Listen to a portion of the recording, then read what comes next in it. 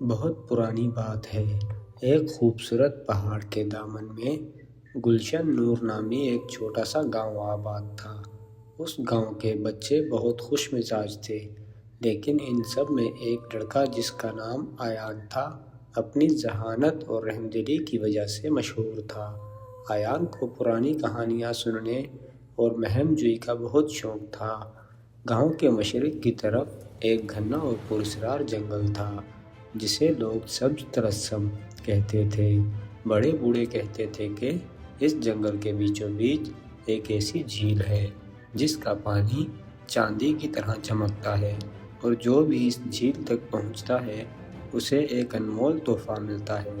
لیکن وہاں پہنچنا آسان نہ تھا، کیونکہ جنگل مسافروں کا امتحان لیتا تھا۔ ایک دن ایان نے فیصلہ کیا کہ وہ اس جادوئی جھیل کی تلاش میں جائے گا۔ اس نے اپنے تھیلے میں کچھ روٹیاں، پانی کی بوتل اور ایک پرانا کتب نامہ رکھا اور جنگل کی طرف چل پڑا۔ جیسے ہی اس نے جنگل میں قدم رکھا، اسے محسوس ہوا کہ وہاں کی ہوا میں ایک خاص مہک اور درختوں کے پتوں میں ایک دھیمی موسیقی ہے۔ پرندے عام پرندوں جیسے نہ تھے، ان کے پر رنگ برنگے اور چمکدار تھے۔ کچھ دور چلنے کے بعد ایان ایک بہت بڑے برگد کے درخت کے پاس پہنچا۔ وہاں اس نے دیکھا کہ چھوٹی سی گلہری زمین پر بیٹھی اداس تھی۔ ایان نے قریب جا کر پوچھا، ننھی گلہری، تم اتنی پریشان کیوں ہو؟ گلہری نے جواب دیا، اے مسافر، میں نے کئی دنوں سے کچھ نہیں کھایا۔ میرے پاس اتنی ہمت نہیں کہ میں اونچی شاخوں تک جا کر پھل توڑ سکوں۔ ایان کو اپنی بھوک کا خیال آیا، لیکن اسے گلہری پر ترس آیا۔ اس نے اپنے تھیلے سے روٹی نکالی، اس کے چھوٹے چھوٹے ٹکڑے کیے اور گلہری کے سامنے رکھ دیے۔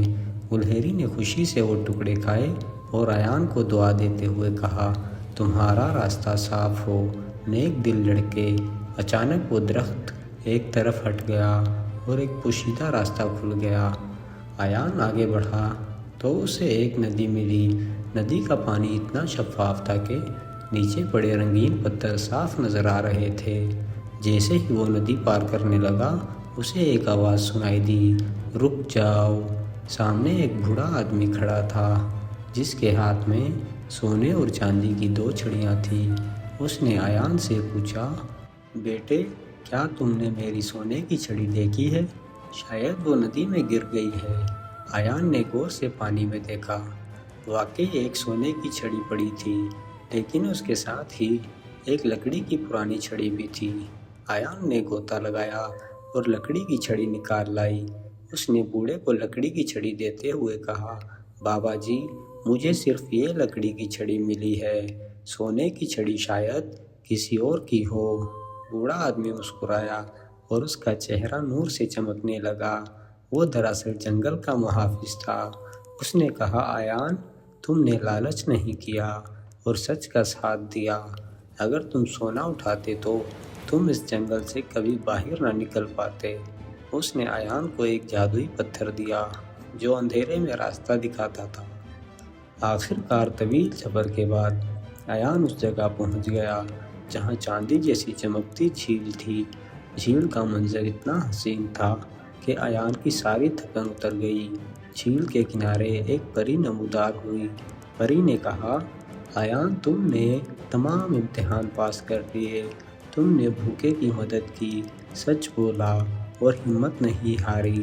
اب تم مانگو جو مانگنا چاہتے ہو، سونا، چاندی، جواہرات یا طاقت۔ ایان نے تھوڑی دیر سوچا اور کہا، محترم پری، مجھے اپنے لیے کچھ نہیں چاہیے، بس میرے گاؤں میں جو لوگ بیمار ہیں وہ تندرست ہو جائیں اور ہمارے کھیت ہمیشہ سرسبز رہیں۔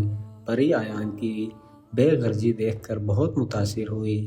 اس نے جھیل سے تھوڑا سا پانی ایک بوتل میں بھرا اور ایان کو دیتے ہوئے کہا، یہ پانی تمہارے گاؤں کے لیے شفا اور خوشحالی لائے گا، اور تمہارے لیے تحفہ یہ ہے کہ تم اب پرندوں اور جانوروں کی زبان سمجھ سکو گے۔ ایان جب واپس گاؤں پہنچا تو سب نے اس کا شاندار استقبال کیا۔ اس نے جھیل کا پانی کنویں میں ڈال دیا، جس سے پورے گاؤں میں برکت آ گئی۔ بیمار تندرست ہو گئے اور فصلیں لہلہانے لگی۔ ایان اب صرف ایک عام لڑکا نہیں تھا، وہ گاؤں کا ہیرو بن چکا تھا۔ اس نے سب کو سکھایا کہ دوسروں کے کام آنا سب سے بڑی نیکی ہے۔ سچ بولنے سے راستے آسان ہو جاتے ہیں اور اپنی ذات سے اوپر اٹھ کر سوچنا ہی اصل کامیابی ہے۔ تو دوستو، آج کی ہماری ویڈیو آپ کو کیسی لگی؟ کامنٹ میں بتانا مت بھولیے گا۔ ملتے ہیں ایک نئی ویڈیو کے ساتھ۔